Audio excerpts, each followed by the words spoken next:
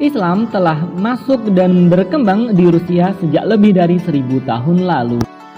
Banyak etnis asli Rusia yang merupakan pemeluk agama Islam, misalnya etnis Tatar, Dagestan, Chechen atau Chechnya, Circassia, Ingus, dan lain-lain. Ada lebih dari 20 juta orang Rusia yang beragama Islam dan ada lebih dari 4.750 masjid tersebar di seluruh negeri Rusia. Rusia akan mengadakan perayaan 1100 tahun masuknya Islam ke Rusia, terutama ke negara bagian Tatarstan yang telah menerima agama Islam dan berkonversi menjadi negara Islam dari masa Volga Bulgaria, periode kuno Rusia yang dimulai pada abad 7 hingga 13 Masehi.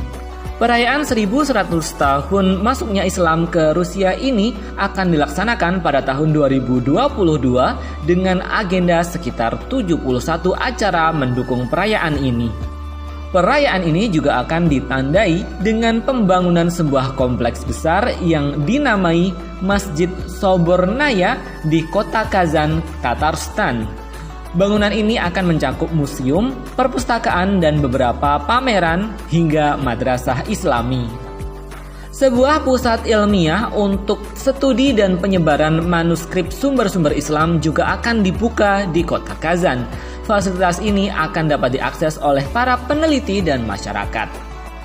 Selain itu juga akan diadakan konferensi tentang Rusia dan dunia Islam yang akan melibatkan partisipasi dari OKI atau Organisasi Konferensi Islam, organisasi persatuan negara-negara mayoritas muslim dari seluruh dunia.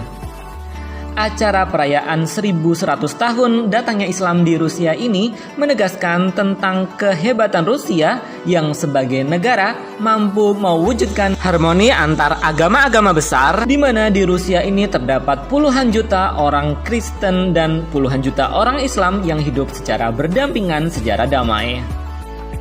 Sebelum zaman modern sekarang, di Rusia pernah berjaya sebuah kerajaan Islam yang bernama Volga Bulgaria. Negara Bulgar yang pernah ada pada abad 7 hingga abad 13 Masehi di sekitar sungai Volga dan sungai Kama di negara Rusia modern. Saat ini Volga Bulgaria itu mencakup wilayah Republik Tatarstan dan Chuvashia, negara bagian di negara Rusia ini.